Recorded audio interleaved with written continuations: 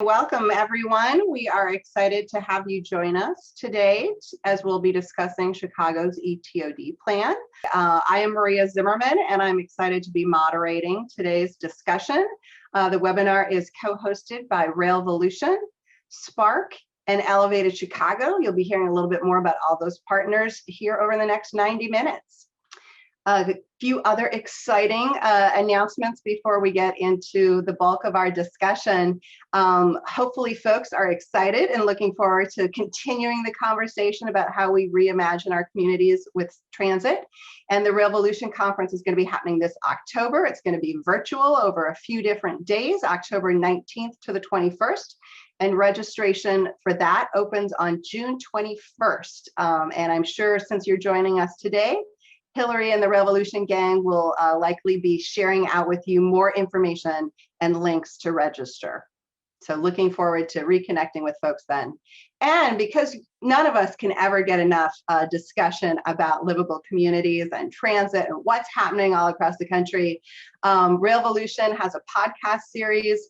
The incredible Jeff Wood is a frequent host and producer of those, but lots of great podcasts in that archive and come up on a regular basis. So I encourage everyone to check in and listen and download Volution podcasts through the Volution website. Some great recent episodes that you can listen to there while you're riding the train or the bus or the ferry. Also want to give a shout out to SPARCC, one of our co-sponsors. SPARCC is a Strong, Prosperous, and Resilient Communities Challenge. It's a national initiative. Chicago is one of the 6 regions that SPARCC is actively working in with cross-sector collaboratives. SPARCC is also, as mentioned, through a national initiative with a number of national organizations like Enterprise Community Partners, LIF, and NRDC, and a set of incredible funders who've been supporting that work. We're 5 years in now to the SPARCC effort and look forward to continue partnership. Lots of resources on ETOD, but also a host of other kind of community ownership, community-driven development and investment resources, listservs, newsletters. We invite you to join us on that journey. So, and encourage folks as you're coming into the room, please let us know. You say hi in the chat. Let us know who you are, where you're from, and what organization. And again, as we go through this discussion, feel free to pop any questions in the Q&A function at the bottom of your screen. We're not going to be doing official speaker bio introductions. I invite you all to look at the Volution website for today's event, and you can find out more information about each of us. You do have our Twitter handles here on the screen, and we also encourage you not only to follow us, but to follow up with us with any questions from today. Again, I'm Mariia Zimmerman with MZ Strategies, and what we do want to share a little bit is kind of how we've been bringing our whole selves to this work to really not just imagine, but realize and partner together on Chicago's ETOD plan. And so I am part of the SPARCC. I just mentioned SPARCC before, SPARCC's national policy team, and have been working with Elevated Chicago. We'll talk a little bit more about that in a minute. So as mentioned, I'm going to share a little bit about kind of my involvement and what brought me to work with this amazing group of folks on this project, and then have been asked to kind of set up the frame and the canvas, and then each of our panelists is going to help to paint the picture and tell the story. So I'll provide a little bit of context about some of the key elements of the ETOD plan and policy, and then we'll really jump into the discussion. So as mentioned, the SPARCC initiative, the bulk of our regions, certainly 5 of the 6 regions, have been doing a lot of work on ETOD and really trying to imagine what that means to be community-led, equitable, transit-oriented development. And we, earlier this year, released our policy platform, Pathways to Community Prosperity, and it includes a whole section of what we've identified as a set of equitable TOD policies, both at the local, state, national level, as well as policies around housing, open space and parks, and restorative economies that we think are really strategies to help communities better address displacement pressures that all of our 6 regions have been facing. And so really trying to put forward a vision of what we're for and what those elements really require to think about in an intersectional, cross-cutting way, really around community ownership, community-driven ideas. And so as part of that federal policy team, Elevated Chicago is one of the 6 regions that's supported by SPARCC, and SPARCC really helped to provide some of the catalyst for Elevated Chicago coming together and some of their resources. And an early priority for Elevated Chicago, Roberto is pictured here in the middle, you'll hear more about him in a minute, was really to try to push the city to improve upon its 2013 TOD ordinance. And in 2019, they succeeded in getting the city council to pass an equitable TOD strategy that included key bus corridors and really centered the policy approach and goals around equity and what that would mean. And as part of that ordinance, it created a timeline that the new Mayor Lightfoot administration just coming in had 18 months to pull together an ETOD policy plan. And really the approach was to do this in partnership with the city, with Elevated Chicago, with so many different stakeholders who really cared about seeing a better way for development to happen in the city. So I got pulled in because I'm part of the SPARCC National Policy Team, and I've worked on TOD policies all across the country for a long time. It's kind of crazy to me. It's now been 20 years. I've been doing TOD work from the federal government, from the Center for Transit-Oriented Development, from my own consulting work. And to me, this discussion and why it's been really personally transformative is that TOD itself is evolving, and hopefully in the work you're doing in your communities, you're also experiencing that evolution.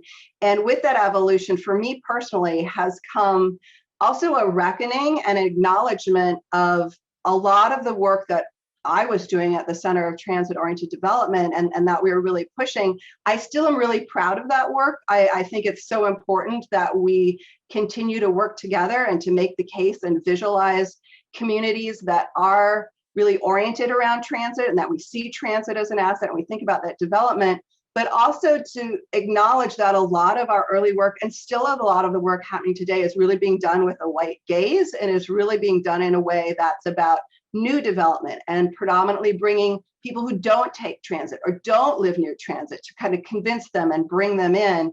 And Dr. Destiny Thomas has done, I think, some incredible work to really elevate this and talk about this and how we think about we need to do a better job of how we're designing and envisioning and talking and realizing equitable transit-oriented development. And so for me, this project's been very transformative. And in 2019, I attended Elevated Chicago's symposium and heard the amazing artist Leslé, who's one of our panelists today, do a poem that just gave me chills. And I encourage you to watch the video of this poem from Elevated Chicago that put into beautiful words accompanied with the beautiful music of Iannicello to envision transit as the soul of the community and what it can mean to us personally to heal, to reimagine, to re-envision, to bring hope and new future to this work. And I thought, wow, I have to be part of this conversation because this isn't just a typical TOD plan. This is really not just bringing people to the table, but who's setting the table, what's being served at the table, and what the table looks like. And so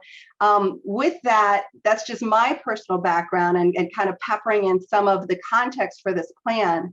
Again, Chicago had a TOD policy, but not a lot of TOD was happening. And where it was happening was largely concentrated in some of the more affluent areas. And given the extensive transit network that exists in Chicago, it's kind of shocking that they weren't seeing more kind of new development happening around it. And so the Elevated Chicago and work group really wanted to say, let's have this conversation with community and not to community. And let's deal with 2 types of displacement that's happening in Chicago.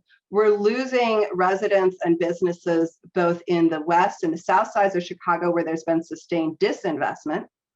And we're also pushing people out of areas and neighborhoods like Logan Square where new investment is coming in, but it's pricing people, their cultures, their businesses, their community out.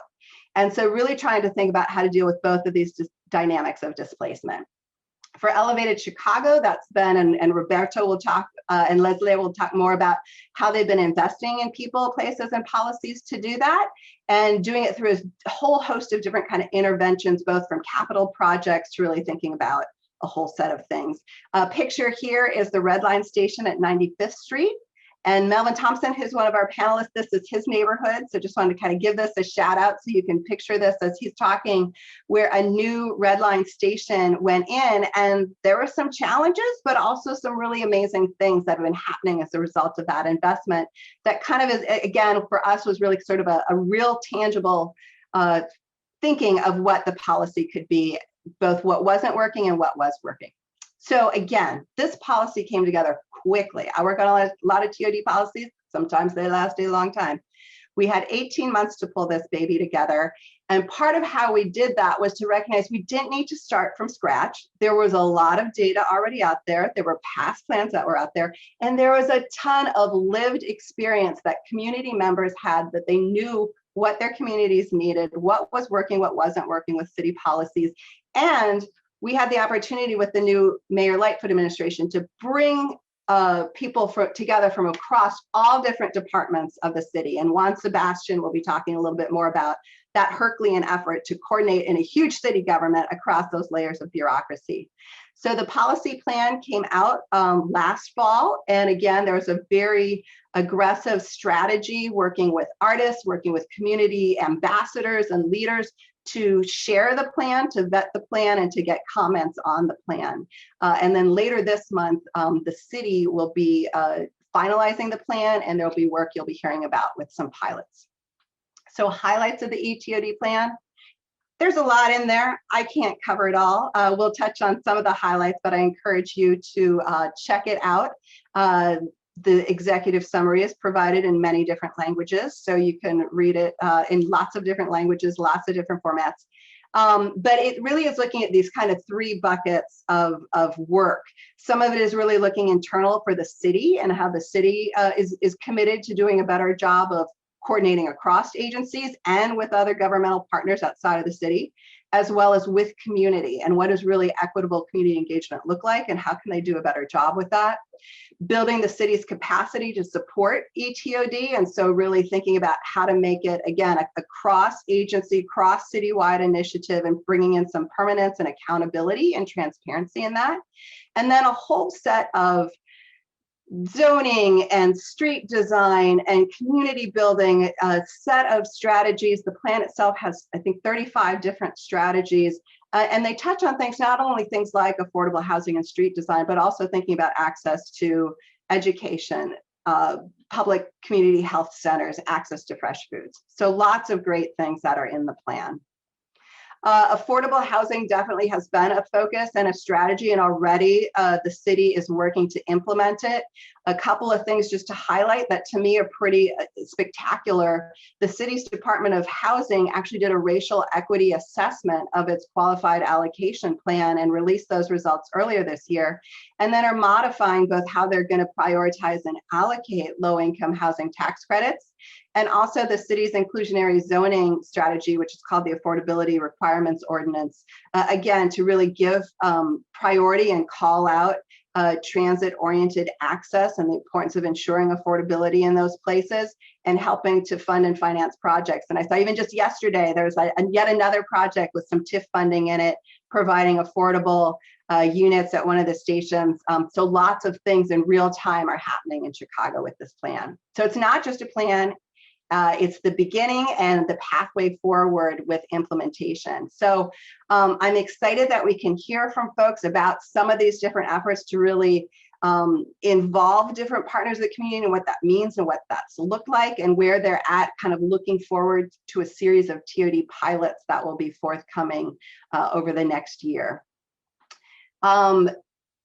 Before I turn it to this awesome group, just wanted to give a shout out. Elevated has a number of funders, and the reason both I want to be grateful for them because this is great work they're supporting, but also just recognizing to do equitable transit-oriented development involves addressing very deep systems change and really reinvesting and reimagining partnership work across partners and elevating and lifting with community. And this requires more than one funder, more than one funding cycle, not just a project, but really sustained investment in our community organizations to be able to undertake and lead and support this work.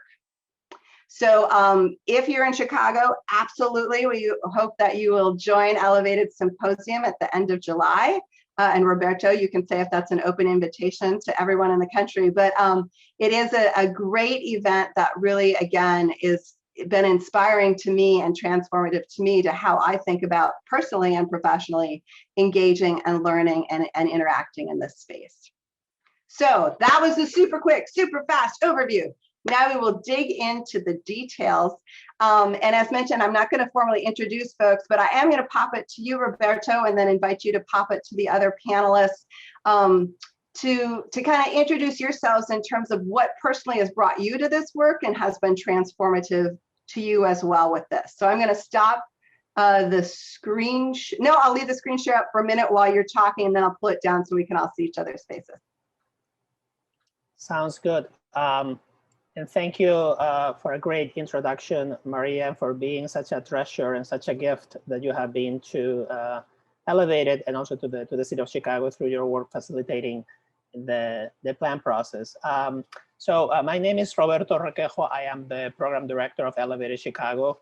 We are a coalition of BIPOC-led community-based organizations and institutional partners advancing ETOD in Chicago through investments in capital and programs, in systems change, and in knowledge sharing. And we were born thanks to a grant from SPARCC, as Mariia mentioned, in 2017. And we will be celebrating our 4th anniversary in July. And indeed, that invitation to our July 30th event is open to everyone in this call, nationally and internationally. Welcome to join us. Just visit our website for info on the invite.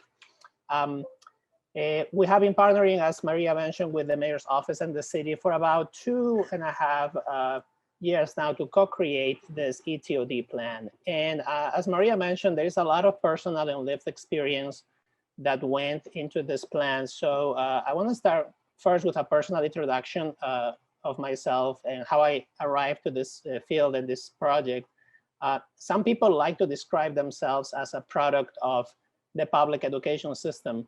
I like to describe myself as a product of the public transportation system. And I think I started to take city buses on my own, probably at 9 or 10 years old, and have never stopped using them. So transit is really ingrained in who I am. I actually met my best friend, who is now my godson's mother, too, in a bus. And we've been friends for almost 30 years now. So there's a lot of emotional connections with public transportation in my life, and the work that we do at Elevated Chicago and ETOD is personal for me in several ways. For starters, I was born and raised in a middle-sized city in Spain called Ourense, where relying on urban buses was and still is part of the city's culture. In my neighborhood, which has one of the lowest income levels, not just in my city, but in the country, our bus stop was not only the place to wait for the bus, but also a place to socialize with your neighbors. So a lot of working class people took the bus at the same time, and that created a sense of community and what people now call placemaking we were doing back then around the bus stop. And if someone didn't show up one day to take the 8 a.m. bus, we would call to check if they were okay and things like that, right?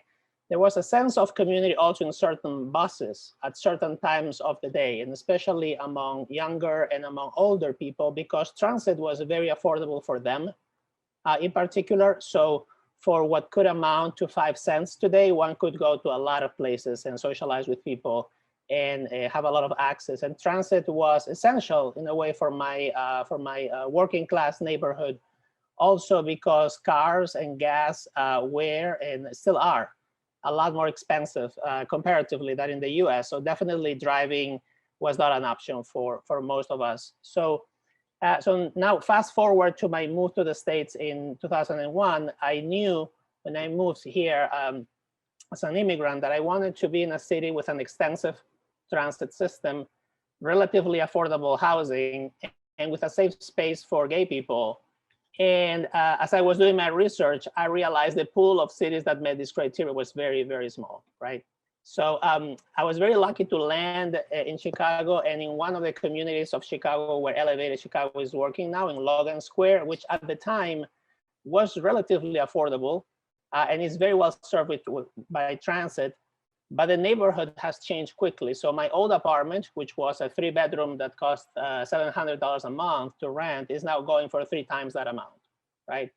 And I was an urban planning student at the time in UIC, and I didn't even know what gentrification was when I started. But as soon as I learned about the role of transit in gentrification, I immediately got interested in this problem, because for me, living near transit meant opportunity and freedom and access and community. But suddenly I realized that transit-oriented development in some communities meant the opposite, meant exclusion, meant displacement, meant inequality. So when I joined Elevated Chicago, I brought with me not only my professional experience as a planner, but also my lived experience as an immigrant that had been raised in a very different culture and who truly believed that car-centric cities were a problem, but also that transit-oriented development, as it had been conceived in the 90s and the early 2000s, had to be completely reformulated, and community residents had to be at the center of it. So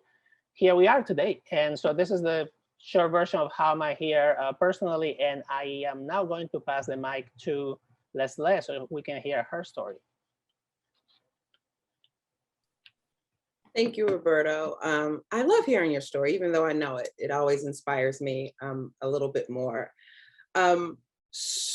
So when it comes to me, I check a lot of boxes, and sometimes I find it a hard thing to do to sum up how I arrived at a place, because it didn't come through a direct path. There was not one train that brought me here. There were super transfers and buses and walking and lots of modes. I'm an artist, an author, an artist, an activist, an advocate. I'm Black and Latina. I'm descendant of enslaved people. I am first generation proud child of an immigrant. I'm a survivor of domestic violence. Most importantly, I'm a mother of 3. I grew up in Los Angeles, where public transportation wasn't huge 30 years ago as something that people recognize as a necessity. Everybody who grew up in LA, I knew, no matter how rich or poor you were, needed a car to get back and forth. And if you didn't have one, you needed a friend who had one, because the 405 was not accessible any other way. But when I moved to Chicago after going to school in New Orleans, I found myself living in places that I could afford, and often that meant living in proximity to poverty. It meant really learning about the legacy of Jim Crow and the Great Migration and redlining and the Black Belt and segregation and food deserts and lack of resources. And I quickly understood that no matter what I lived through, no matter what trauma that I had, I could still be successful, and my kids could still be successful, because I had access to resources. I had education. I knew how to maneuver. And that's what really inspired my journey of over 20 years in nonprofit work and advocating, is ensuring everyone has that same access to resources and success. But I'm not gonna lie, my journey to transit advocacy is new, and it's still in its infancy, and I'm still learning as I advocate, because like most people, and I would say a lot of people of color, I'd never heard of an urban planner until I was a mega adult. And I mean, divorced with a mortgage and kids and student loans. I didn't know that in some communities, access to transportation was an asset. It wasn't just a necessity. It wasn't just something that you had to do. It was something that developers sought out to build around. It was something that businesses sought out to plant themselves near. And quickly, I could be able to draw the lines between what we suffer in Black and Brown communities with lack of resources when it comes to food deserts or education funding or equitable housing, to also how we are allowed and given space to access things to elevate us. How long does it take us to get to church, to a grocery store, to entertainment, let alone jobs? How does fare reduction allow us to be able to access 3 times more jobs in 30 minutes than before? How easily cities can make adjustments for communities that allow us to thrive and not just survive. And my journey to this really is because of Elevated Chicago. I had no idea that I could take all of the parts of myself, the artist, the advocate, the activist, and pour it into something that I have been able to see immediate transformation. As Mariia spoke about earlier, when we think about planning and how long it takes to move the needle in communities, sometimes it's decades and generations. And what I've been able to see is what a good collaboration looks like, what lifting up community looks like, and what empowering people who've often been left voiceless can do, and how we can really affect change strongly. So that is why I'm here, and proud to do it. And I love this space of learning and really seeing how transit intersects in so many parts of our lives that we are sometimes clueless about. And for the people who have been doing this work for decades on end, I'm so proud that people can finally see the work that you've been doing and the why that you've been doing it. And if anything, we needed to see how important this work is. I think the recent double pandemic that we all have lived through, and the huge pause that we had, and how we maneuver, how we get around, what public health really means and what access really means on every level, is why I think we're all here today. And I'm so excited to join all of us and talk about it more.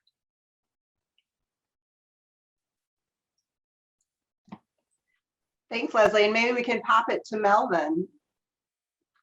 Yeah, hi. Thank you, Mariia, and thank you, Leslé, Roberto. Good afternoon, everyone. My name is Melvin Thompson. I'm the executive director of the Endeleo Institute. The word Endeleo is Swahili, that means progress, growth, and development. Endeleo has been around since 2011. We actually came into being around 2014. So I've been at the helm for almost 8 years. We are birthed from a very large faith-based institution on the far south side of Chicago called Trinity United Church of Christ. The three areas that we actually work in and have the audacity to try to tackle is health, education, and community development. And anyone who's done any work, and I'm sure plenty of people have, around any one of those subjects alone is more than enough. But we have the audacity to try to integrate all three of those, because our communities are not single issues. It's very complex. And so you'll see a lot of overlap in education and community development and health. We have these high disparities of health in our communities and community development and poor education, so that it's a very, very heavy lift. I will say, it's hard to talk about yourself, but I'm a native of Chicago, have gone through the public school system, Jesuit education, went to Northwestern for my undergrad, went to Roosevelt University, downtown Chicago, to get an MBA in real estate development. So I've been all over the city my entire life. And I really, attribute my knowledge of being in the city to my dad, who used to do this incredible thing. Like every weekend, he would, pop us all in the car and say, hey, we're going for the ride. And we would drive out of our communities and drive to the north side and the west side and downtown and see Buckingham Fountain. And I got an exposure to different neighborhoods other than my own. And so I would come home and I wouldn't see the beautiful things and the museums and all of those kind of civic infrastructure things in my neighborhood. I had to travel outside of them. And that kind of, I kind of settled in and thought, okay, well, that's the fabric of life. That's just the way it is. I didn't realize that was more intentional, that was more systemic and structural, until I got older and started to see that there's, they're kind of like two different cities here. One that is quite prosperous and vibrant, and then, another side that kind of lacks all of those amenities. And so I talked about a little bit Trinity as our church if you know anything, and I know Chicago folks know about Trinity, and folks from around the country may as well, but Trinity is a very economic, social, racial, and environmental justice church. And so when you attend a sermon, you're going to get politics, and we get chided for integrating politics in our church doctrine, but that's exactly, that's our faith, and that's what we do, because the issues of the day come to our doorsteps at our church. And so, we purport to go beyond the walls of the church. And so that's not just in words, we actually are the physical manifestation. I'd like to say Endeleo is the physical manifestation of that church doctrine, because we don't see developers crawling around looking to build infrastructure, and we just happen to have a record transit station in our community where landed maybe 3 years ago as this spaceship that I like to call it. I think you saw it in a slide or two on 95th Street, but nothing was built around it. And so I'm waiting here the last 3 or 4 years for the cavalry to come, and I realized they ain't coming.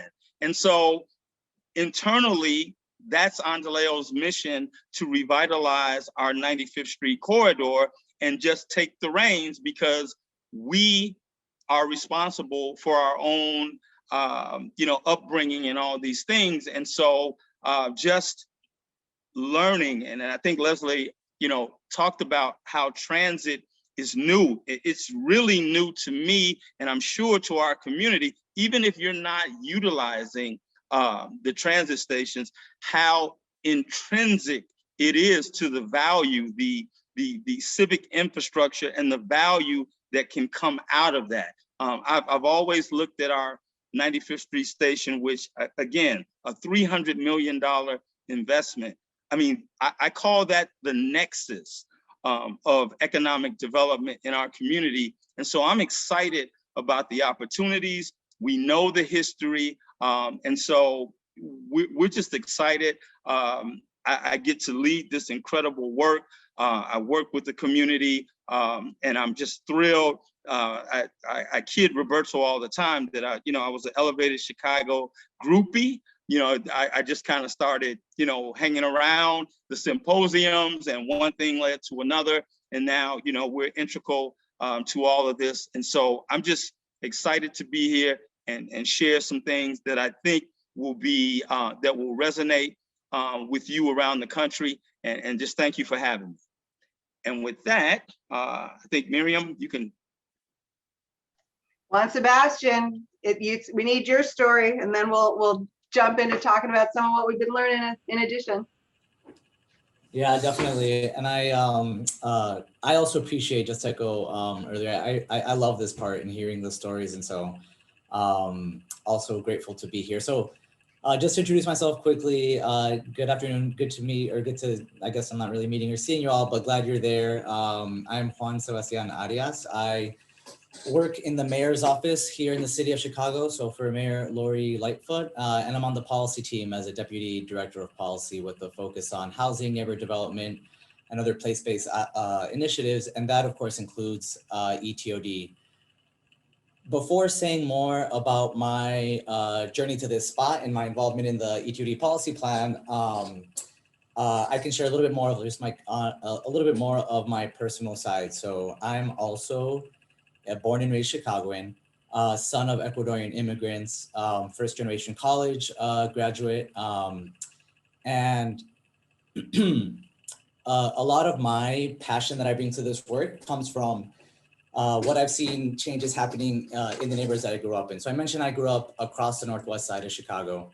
The story I like to often go back to is one of the church I grew up going to. So I grew up the first part of my childhood in Avondale, Logan Square neighborhoods, and my family went or would go to Spanish Mass at a church on Logan Boulevard. Growing up, we would get there usually a little late, just because that's how my family rolled. And we would get there a little late to Spanish Mass, and it would be packed. We would stand in the aisles. sometimes we would go sit in the basement in the overflow seating area. Fast forward maybe 10 or years later, while I was in college and coming back to town, we would still go back to the Spanish Mass at that same church in Logan Square. And we would still get there late. And the church itself would be 2/3 empty. Mass would be, we could sit in the 4th row, 5th row if we wanted. And over time, I just started noticing that, paying more attention to that, realizing that the neighborhood was changing. And that led me to have a lot of questions about why neighborhoods changed, led me to have questions about why neighborhoods were segregated. At the time when I grew up, it was at least my part of the neighborhood was half Latinx immigrant, half Polish immigrant. And I knew that other parts of Chicago were neither of those, right? Were majority Black. And so I started having all these questions, and that led me into, or that just got me caring a lot more about housing, seeing housing as recognizing that we should be treating housing as a human right, and just more aware of displacement pressures in general. The other little side note that I'll add too is that my grandmother actually was a 20-something year employee of the CTA. She would collect coins, give tickets, give back tickets that people pass through the turnstile. And so I also just had always really great memories visiting her in different train stations. And so I always had a soft spot for CTA too, which for CTA and public transit in general, which I think is also part of this whole mix too. Anyway, fast forward more to recent times. I actually just joined the mayor's office a little bit under a year ago. So have for most of my career worked in nonprofit space and in some policy and advocacy spaces as well. But this has been a newer position for me. I came to work for the city with both with optimism for some potential for change, but also with the belief and recognition that the city and all levels of government need to be doing much more in order to bake equity and justice into our policies, our practices, and our culture. And a lot of that really comes from what I see as one of my underlying drives or intentions in life around tackling or dismantling structural racism from whatever seat I can, and recognizing the history and the role that government has played in creating racially inequitable policies, in creating and exacerbating racial disparities and inequalities, et cetera. So I came to this role with those values and with that goal or underlying vision. And also, fortunately, had been part of the Elevated Chicago family before I joined the city, was very eager to come to be a part of the work group and to help advance or to play a role in contributing to larger ETOD efforts from the seat. And so obviously at the mayor's office, there's a big role we also play in coordinating or pulling together departments across all the different ones that touch issues related to ETOD. So housing, planning department, the transportation, the transit authority, the agency, even, and our public health department, which has been a big leader and advocate for ETOD as well. So maybe I'll actually pause there. I know that we'll get into some more of the details of how the plans come together and some of the next steps, but so I'm looking forward to the conversation. Great, thank you all. And I appreciated the opportunity to hear the personal with you. And also I think it's a good kind of one of our key lessons, and I would say recommendations to others, is it's important in this work to make the space, make the time, both for people to tell their story, to bring themselves to this work, to get to know each other. Partnership moves at the speed of trust, right? And we build trust, and we actually need to have complicated, complex, sometimes hard conversations with each other in doing this work to really achieve equity goals. And we can't do that if we're all, just feeling like we're each in our little technical box. And so this was, you kind of saw an example of how we work and how we value making this space to do it. So thank you, each of you, for telling your stories. It's great to see some of the reactions in the chat box. And I also, Juan, Sebastian, one of our recommendations in the TOD action plan is actually to create an office of TOD in the city. Well, that hasn't happened yet, but he's kind of like our secret, unofficial office of TOD. And I think, to me, again, like a key lesson of that is getting this coordination to happen across departments, between city and with external partners. It is a huge job, and having someone who can really be well positioned to be in that role and help to connect those pieces is really an essential ingredient. Like it's hard to imagine doing any of this work if we didn't have you there, Juan Sebastian. So thank you for that. So we will now pivot to questions, and I really do want us to have ample time for Q&A because lots of good questions are coming in there too. But Roberto, let's start with you a little bit, and would like to hear, and others are welcome to join in this too. So Elevated Chicago played such a key role in helping to make the plan happen. And you yourselves were just kind of like fully forming and trying to do something new and creating this cross-sector collaborative really focused and framed around equity. And so I'm curious, I know we have other folks on the call who often like, how do we work in collaboration, and how can outside partners work with government partners in this work? And so would love to hear like your experience and your thoughts and your guidance for others on the process of working in collaboration. Sure. So I would just say that perhaps that's the most important lesson learned for us has been how key, how important, how basic is to invest in building collaborative infrastructure, right? And when I say collaborative infrastructure, I'm talking about governance, values, work culture, team building. And I think the problem, and knowing who's in the audience today and knowing that the majority are government and consulting folks, I think the problem that we have is that those of us who work in the built environment, we tend to want to support tangible bricks and mortar things. But what really makes those things to be relevant is the invisible infrastructure of collaboration that is behind them. And we just don't even know how to pay for it or how to get into a contract. And we get into a lot of issues working with government, working with consultants on creating and funding and supporting this infrastructure. So who makes the infrastructure, right? Like what are the ingredients? Well, the ingredients are the people, right? And first of all, for us was bringing to the table community leaders who are not only well known and trusted, but also collaborative, right? Because egos and competition are not going to work in a coalition. And we are extremely fortunate to have people like Leslé, Melvin from Endeleo, Christian from Logan Square Neighborhood Association, the Emerald South collaborative with Guillaume Foreman. So a ton of that community leadership that is extremely collaborative. And a few things that we did about community leaders at our table was, first of all, we did not expect community leaders to represent the entire community, because nobody can do that, right? We asked them though to be bridges and to be connectors with a diversity of voices, not appointed representatives. We also put a special effort and emphasis in compensating them with equity in mind and paying BIPOC-led organizations and MBEs more and first, and making that an explicit rule and Elevated, and not to be colorblind about how do we compensate the members of our coalition, right? And then the third thing is to listen, right? We spend a lot of time just listening, active listening with our leaders, and do everything possible to support them, right? Community organizers, I have learned over the years, have probably one of the most difficult jobs in our fields, because they are up against very, very powerful and well-funded interests against change, like entrenched bureaucrats, NIMBYs, profit-only developers, predatory landlords, predatory lenders.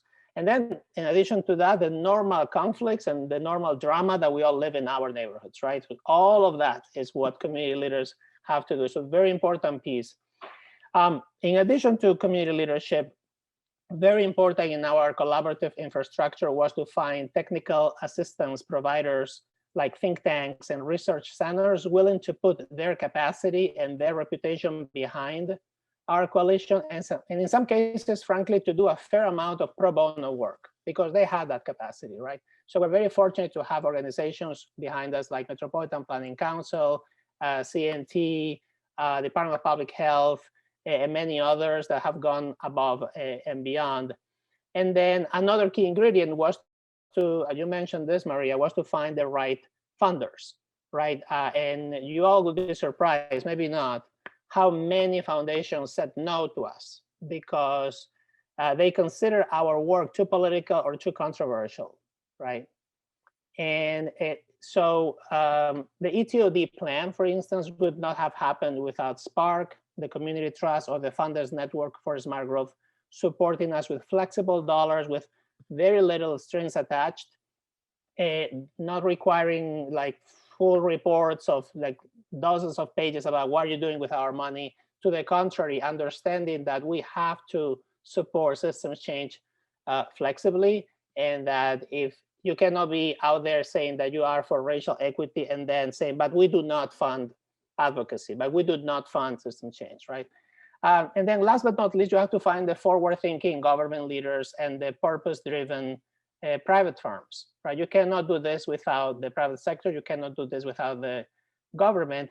They are not the majority, these forward-thinking government leaders and these purpose-driven private firms, but they are there, you know, and we have been very lucky to find many of them to bring together and create the network. So I'm gonna stop here because I know you have other questions, but I would start just by mentioning that one of the things for us that was critical was to create this collaborative infrastructure and properly resource it with the funding and the support that are needed.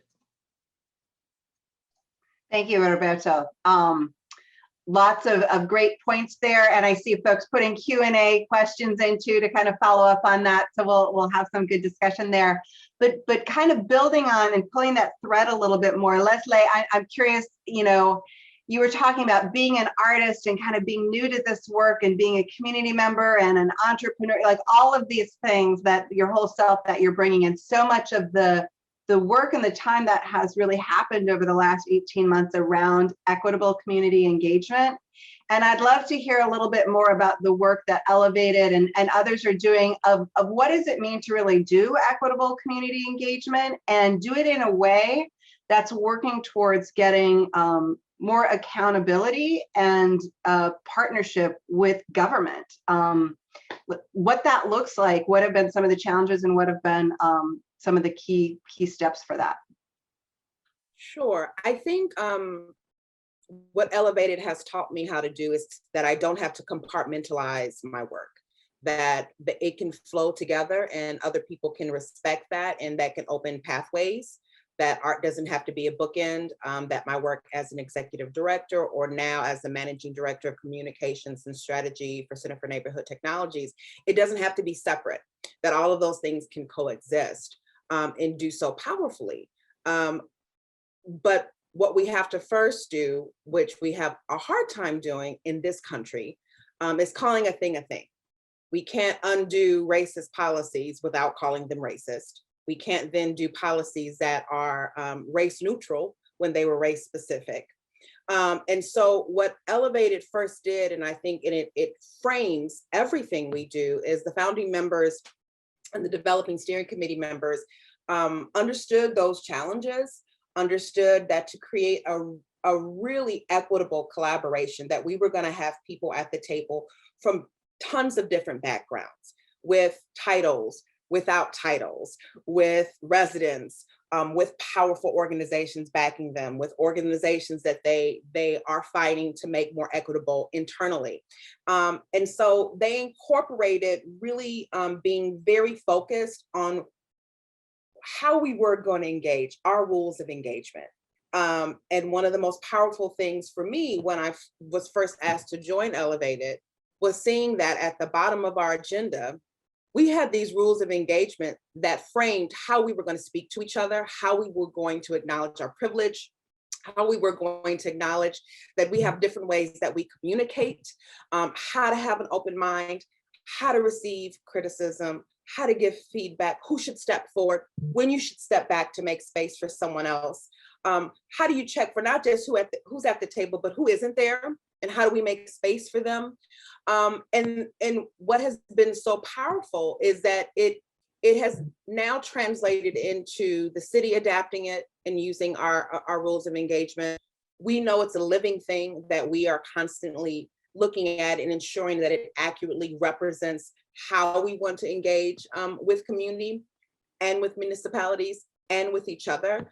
And it's not a leveling of the playing field. It's acknowledging that the playing field was never level. And how do we ensure that we can make it through together?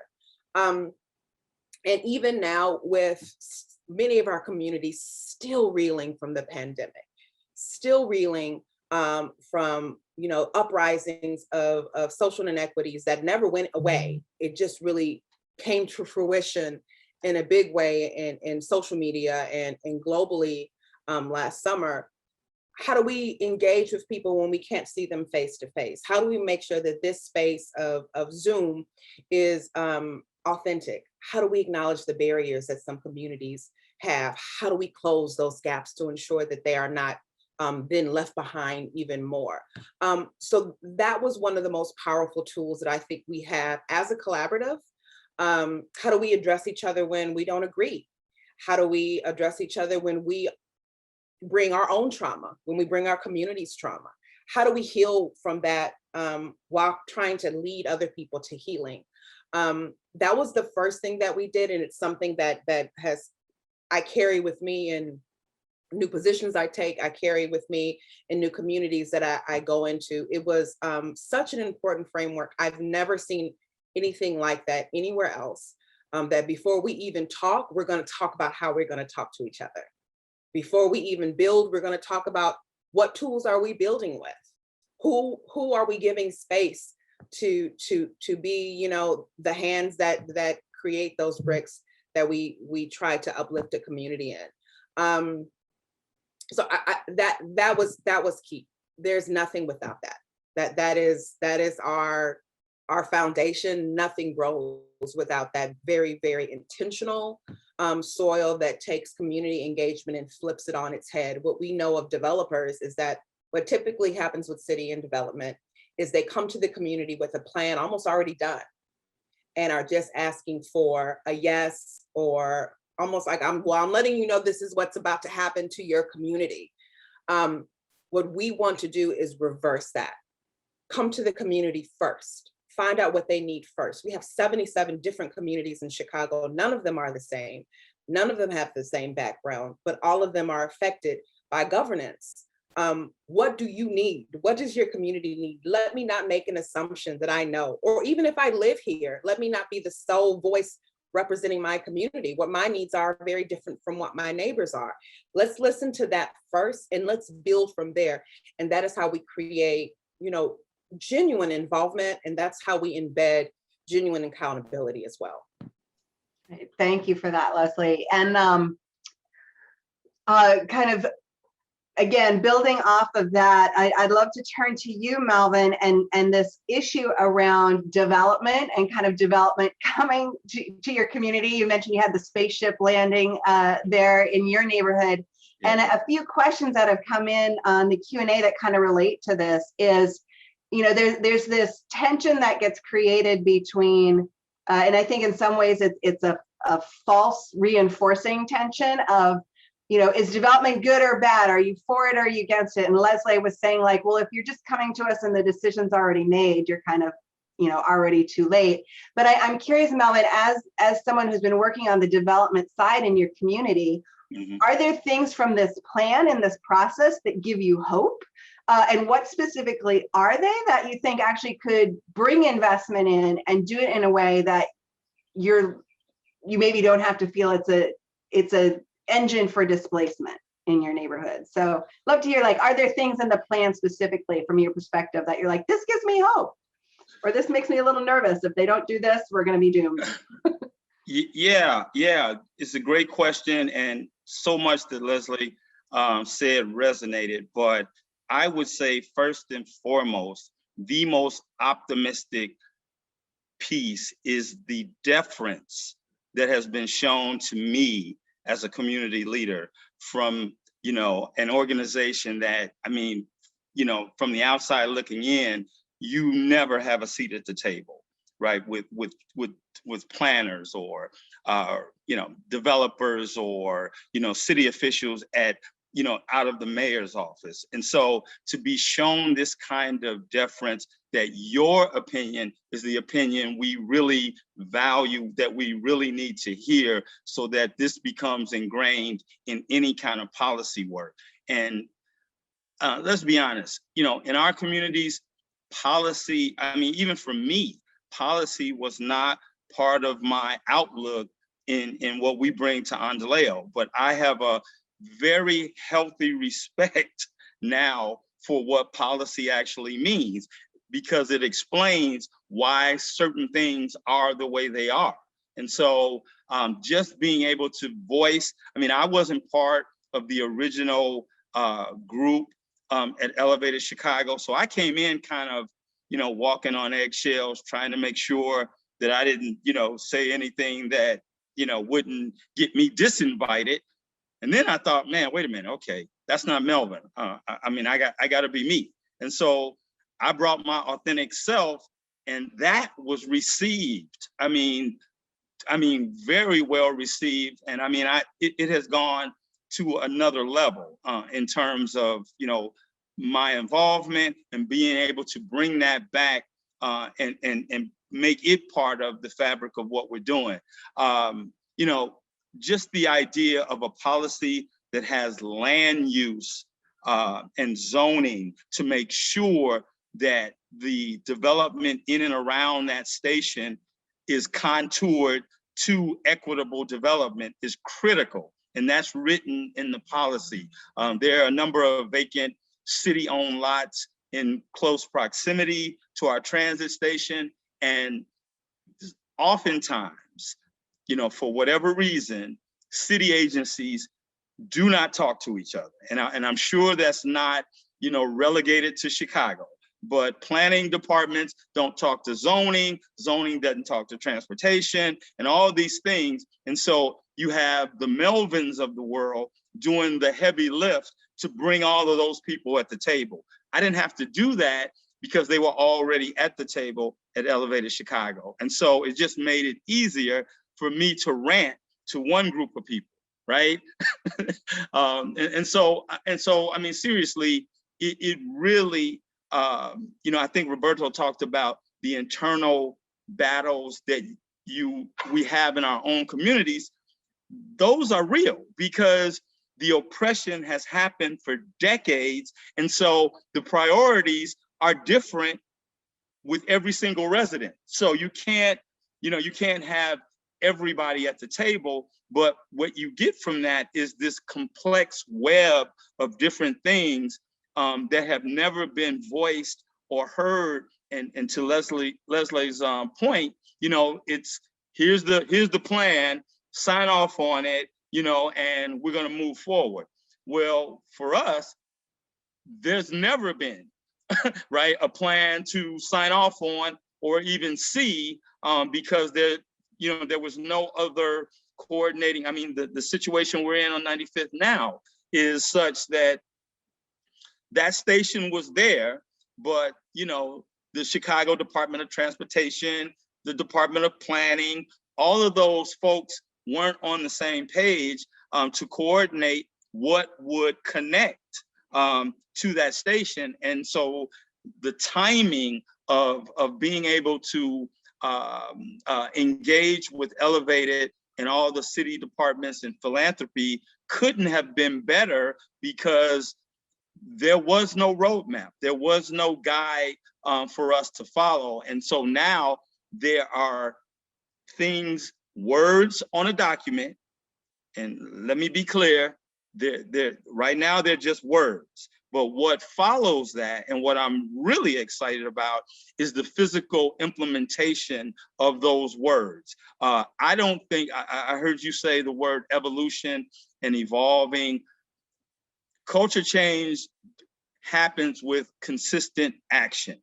And so a pilot project, and I don't want to get ahead of things, but seeing that document manifest and come to life in certain stations, that is the beginning of the change and the mindset that we need to see. And it's just great that it's on paper, but we have to marry it with the actions. And I think once we see that, you'll start seeing the mindsets and the communities see, you know, something bright and shiny, you know, coming to the neighborhood, and oh yeah, it's for you. Because oftentimes the sentiment is they're building something, it ain't for us, right? We haven't been involved in the building of it. No one asked us what we needed. You know, it's just, you know, it's for some other people, and they're gonna come and populate our area. And so, you know, there's a lot of layers to development, and it's not all going to be perfect, but it's welcomed. It's welcome. The last thing I'll say is that our Washington Heights community is one of the most solid African-American communities in the city, some of the highest home ownership rates in the entire city of Chicago. We are welcoming, we are chomping at the bit for development to come into our community, because that's the history of that neighborhood, solid home ownership. Nobody's leaving. In fact, we've had a 2% uptick in our community. And that may not sound like a whole lot, but when, you know, as you alluded to before, there's a lot of African Americans leaving the city of Chicago for other places. We're seeing an increase. So something is happening positive in our community that people want to be a part of. And we've got this ground zero station that could really, really put us on the map as a model for other cities in terms of, you know, how you build around, you know, a nexus that we have. So a lot of great things that have come out of that document. Well, and that's a perfect segue, Melvin. The last question I'm going to ask, and then we're going to jump in. We got a lot of Q&As.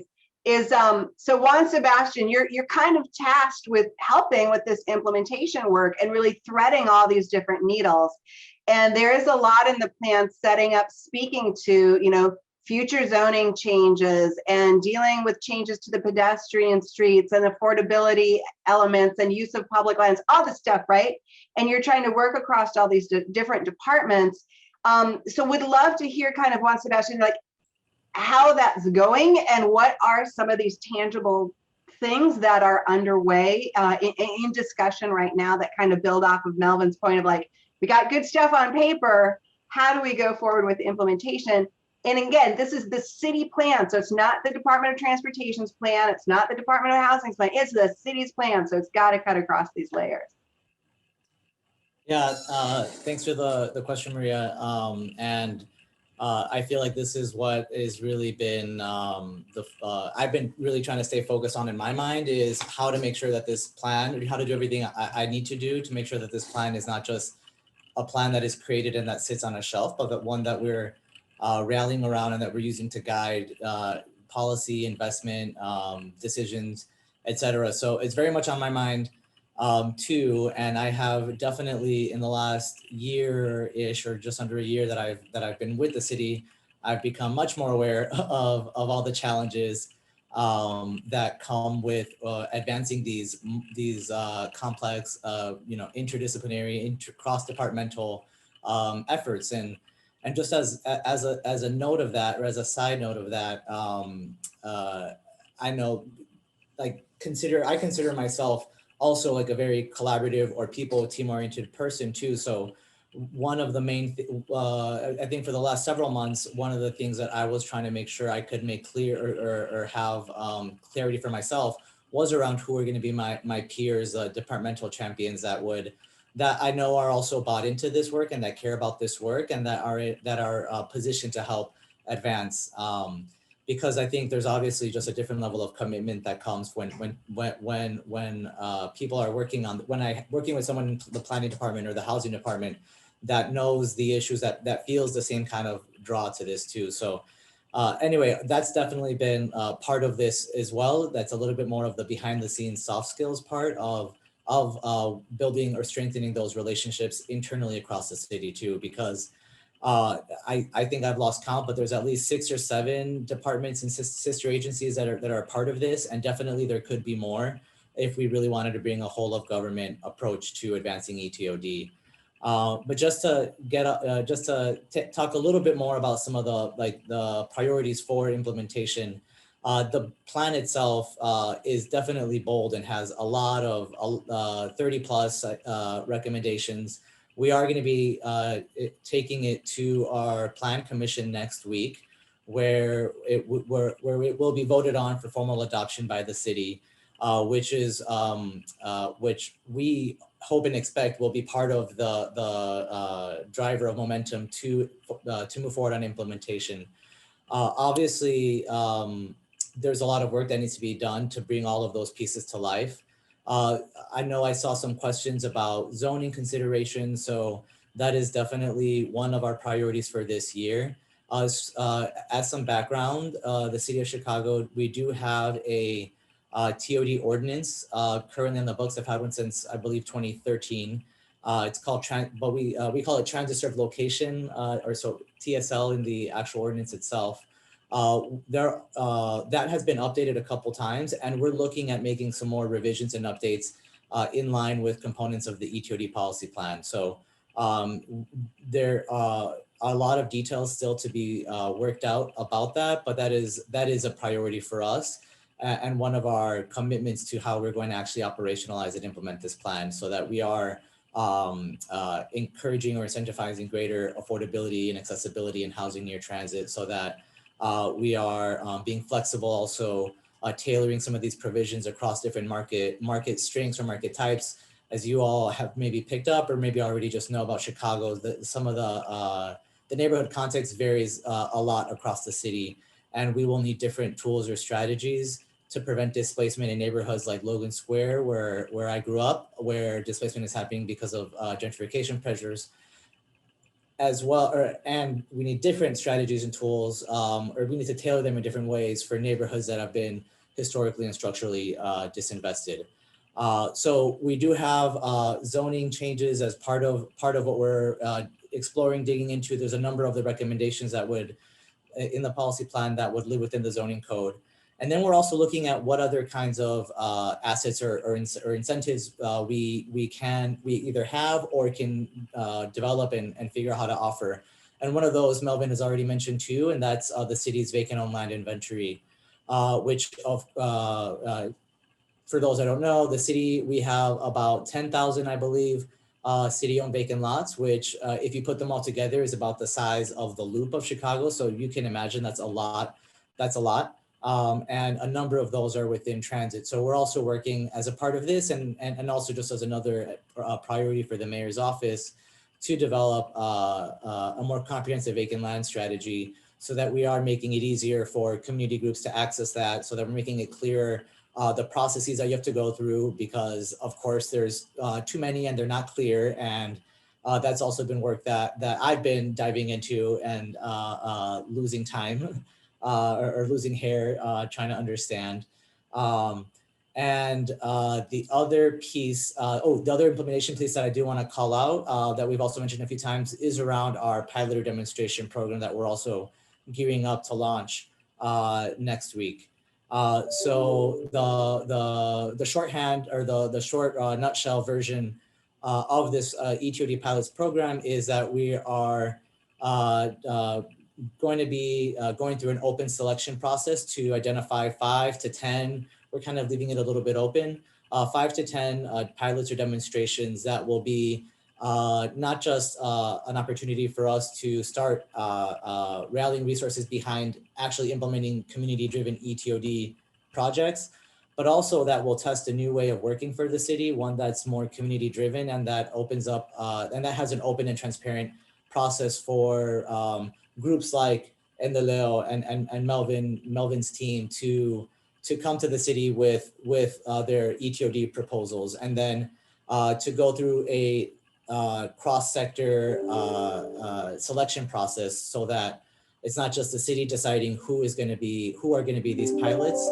but that we're doing that in partnership with Elevated, with Center for Neighborhood Technology, with community-based organizations, etc. So I'm eager to get this launched, and there of course have been also wrinkles and kinks on the way to try to actually get this out. But I know that's something that we're very excited about the city too. So maybe I'll pause there because I know we do want to also take some questions. That was great, and you did an awesome job of answering some of the questions that had come in around the zoning side, and we can maybe dig into that a bit more. But pivoting to a few more of the Q&As that have come in, and thanks everyone for sharing your questions with us. Feel free to keep sending them along. A question for you, Roberto, from Angela, who is, I gotta put my glasses on, Angela Q, who's asking if you could elaborate on how did you successfully attain funding for these projects? What approach did you use? How did you convince folks? Great question, Angela. So Roberto, enlighten us. I don't know that I have a recipe that I can easily share. I do know that one thing that we have invested a lot of time and effort in is in storytelling and in making sure that we tell the full story of ETOD. First of all, that we educate funders about what that is, because many foundations, many funders, donors don't know what TOD or ETOD is. And there is often an aha moment that when they realize, oh, this makes a lot of sense. I think one of the things that we try to do, and we learned this through success and failure, is to socialize this idea with funders and with government that the traditional approach to TOD was very place-based. And obviously it had to be because what we are proposing is a different way of organizing space in our cities. But that traditional TOD approach that was very place-based had two problems, right? And one is, in the traditional sense, a TOD place or a transit-oriented place meant a building next to transit. And that concept of place does not work because you can have the most beautiful and wonderful and affordable apartment building next to a transit stop. But if people don't feel safe walking to and from the station, and if people don't feel they belong because their identity and culture has been erased, or if the station area gets flooded or too hot in the summer or has poor air quality, that TOD is not going to work. So we have to think about place in a much more comprehensive and collaborative way and bring public health experts, artists, climate change advocates, anti-violence practitioners all together around transit-oriented places, and then show funders, this is why this doesn't work and this is how it works. The second problem was that in addition to the place-based solutions being more comprehensive, we had to add another two ingredients to place: people and process, right? And to make TOD truly equitable, we needed to have a ton of people-based programming and priorities, and some of them are popping in the questions and answers. Like for instance, in our people-based priorities, we have a cohort of equitable development ambassadors. These are residents that we train, and they trained us on what is equitable and what is not in their neighborhoods and how to tell the story. We have supportive community benefit agreements. And also we are now involved with the Trust and Kresge in exploring models of community ownership for TOD. So the TOD is not owned by a developer, it's owned by residents, and they have shares, or it's a co-op or any other type of model like that. And then in addition to those people-based priorities, we had to double down on the process priorities, and that's what we call systems change. And the ETOD policy plan is just one of them, but we also are currently doing federal advocacy and training a cohort of city leaders on justice, equity, diversity, and inclusion, the acronym being JEDI, so they can change the system from within. And that type of storytelling and that bringing the ingredients together has worked with some funders that have said, oh, we don't fund bricks and mortar, but we do fund that type of leadership development. So let's put the money there. So I think a lot of this, again, has been about storytelling and bringing in great storytellers that can bring all these threads together. I love it. You literally told us we need Jedi mind tricks to be able to get the funders. Yes, this is the kind of power we're talking about. Leslé, I would love if you have additional thoughts on this, because I know you've been on like all sides of the engagement work too. And I love Nick's question, kind of building on this thread of like really getting in that empower side of the engagement spectrum. Like your thoughts on that would welcome those too. So a couple of things. One of the benefits of some of the planning we were able to do for this policy during the pandemic is that we could all be together in a space, all 80 plus stakeholders, and do breakout sessions that people could really talk and question and push back. And I think sometimes being in a meeting in a boardroom or going downtown and being in proximity to City Hall can sometimes make residents who are very powerful speakers feel a little intimidated. It can make new leaders feel unwilling to speak up. And like Melvin was saying, we adore Melvin, and we were so glad when his full voice came present, but undoing some of that toxic thought of how we are taught, how we are supposed to engage, how we are supposed to show up, how are we supposed to speak, what parts are we supposed to say in the meeting.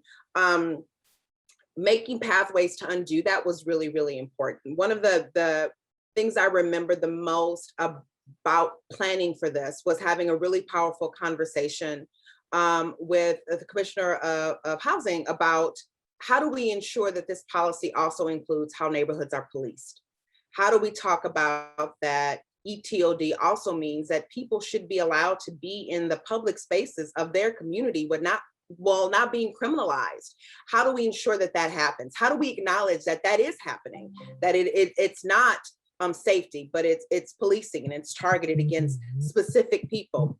So that was one thing that happened, and being able to do it in smaller groups and kind of bring new leaders along and show them the pathway and be really good examples of pushing back and being loud and allowing them space to do the same and valuing their input, and then showing them that we weren't there just to listen, that we will take what they say and make it impactful. We will put it into the plan. It's not something that we're just allowing them to say so they get it off their chest and then silence them, which is typically how community engagement happens. Typically, it's a roundtable where we want people to say whatever, and then we move on, and we hope that they're placated because they've been given a microphone for 90 seconds. What we want to show them is that it's not just for sound bites, that we actually want it to shape the work that we do and the work that we want them to do with us. We don't want to do it for them. We want to do it with them. We want them to be present and give feedback and push back when we've gotten something wrong. So I think that is such a major key is making space for that. Another one pre-pandemic that Elevated has done really well, and I hope other, not just collaboratives, but municipalities try to do. When you have a meeting, when you're asking for something extractive from a community, whether it's an opinion, a survey, pictures, when you want them to be participatory so you can say you engage them, don't have them come to you. Go to them. Go to the spaces that they feel comfortable in. Go to their community. Go to their community-based organizations, their churches. Always requiring people to travel to where the names reside is such a barrier, and you don't get the truth of it. You don't see the communities that you're in. If the only time you're seeing the community that you're working on a plan for is when it's completed or when you're looking for a data point, it's not authentic. And my last point on data. I work for an organization, C&T is all about creating really great toolkits and showing the data that CBOs can then take and say, we know this problem to be real, and this is how we show it to everyone else that it's real, and this is why CBOs should get funding and communities should get funding to change it. But what I appreciate about C&T, and I hope that we are continuing to move this way in other spaces, and I think Roberto touched upon it as well, people are not data. The return of investment on how you impact a community is not always going to show up on a graph or on a scale. It's not going to be a percentage. We have to start thinking out of the box on how we talk about the benefits to changing communities that we can't tell in a toolkit, that we can't show on a piece of paper. But that requires us to be present, to see before, during, and after, and be present for that. And that's what I hope to challenge some of us who are deeply enmeshed in data to do that. And I think that's what this plan did beautifully. We didn't limit ourselves just to data points. We brought in everything that we could possibly think of that makes the community up. Public health is public art. Safety is more than just accessibility and streets that are paved correctly. It's green spaces that make you feel safe. It's being well lit. It's having people that look like you service you. It's creating those spaces that are whole and that aren't cookie cutter. And so I hope that if some of us aren't already doing that or are having that at the heart of the work that we do, a plan is for people. A community is about people. It's not just about the numbers on the paper. Thank you. That is right on. And I'm tempted to end there, but there is one more good question. There's so many good questions. And I also wanted to note, Lauren Hartnett had asked about high frequency bus, and if we think that allows for more equitable TOD. I will say, so far, we have not had a lot of TOD along those bus corridors, and it is something that this work group is really looking at and hoping with those pilots that we will get some pilots on the bus corridors to help us better understand that. But one of the things we did find with the data when we actually mapped and looked at the data is that these pedestrian streets in Chicago that do allow for some of the walkability and the other improvements weren't necessarily linking up in ways. And so some of those bus corridors had that designation, some did not. That's kind of part of the zoning change that Juan Sebastian was talking about. But it also is thinking about bus and the job access piece. So this is the last question I have for anybody who wants to answer it. I'm not sure which of you awesome people is the best to answer it. But Steve and a few others, Steve Mahold and a few others had asked this question about thinking about job access and again, expanding kind of our notions of TOD beyond sort of just the housing piece, but the getting to jobs and the local hiring and the procurement and job training. And so any of you want a final word on this job access transit connection? That can be both bus, could be rail, could be anyone looking for a taker. I'll just say very quickly, one thing that I have said to many transit authority friends that we have locally and nationally, if you think the job of your transit authority is to move people from A to B, if that's it, then you are going to fail, because the job of the transit authority is to take care of people, and to take care of people not only within the car or the train or the bus, but also the walk to and from the station. And we know you cannot do that alone. And that's why you need to bring to the table all these other folks, right, that will make sure that those connections will be in place. Like, it doesn't matter that you have great and frequent service if people don't have a job to go to. You know, if people don't have a place to go to, you know, that's a sad reality. And as Melvin mentioned, it doesn't matter that you have a $300 million investment in a station if people don't feel welcome, or it's not easy to get there, or if you're going to get run by a car in trying to get to the train, which is happening in every station that we've been working on in Elevated Chicago. So just wanted to point that out, but I would love to hear others' perspective too. I would just jump in and say the philanthropic partner has been critical, working and the support that has come from the Chicago Community Trust. I would recommend highly that in your respective cities, finding that partner that gets it. We were fortunate, and I mentioned timing. We were fortunate that a new CEO at the Chicago Community Trust was coming in, and with a full clean slate. She took like 18 months to come up, with a strategy. Came out to the Washington Heights community, traveled all across the community, and then came up with this incredible catalytic neighborhood investment strategy, right? And that coincided with the work that Elevated Chicago had already started. And so that work was embraced, from this philanthropic organization. And from that, they're seeking to close the racial wealth gap.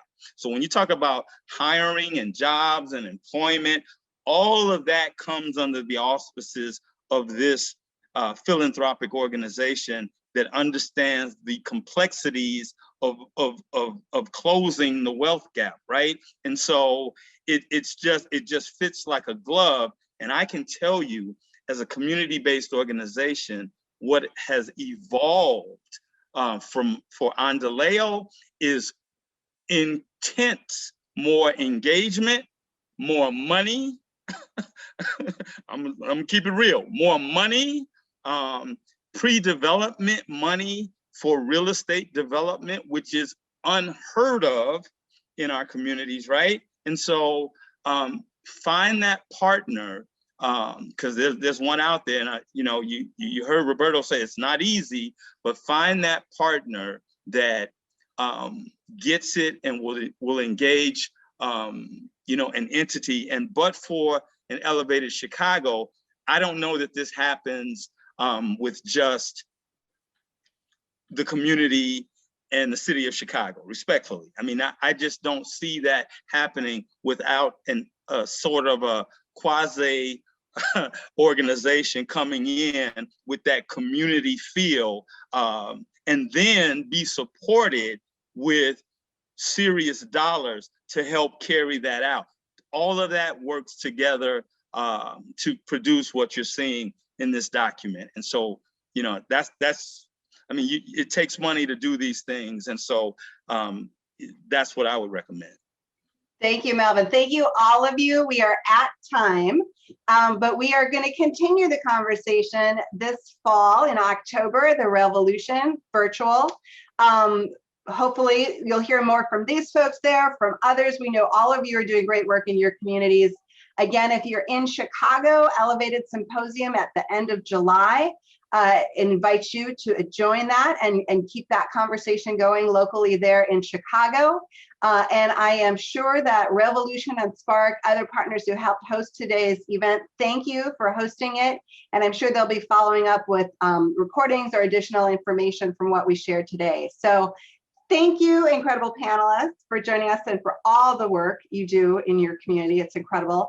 And thank you, everyone, for being part of the conversation today. We've really enjoyed sharing this time with you.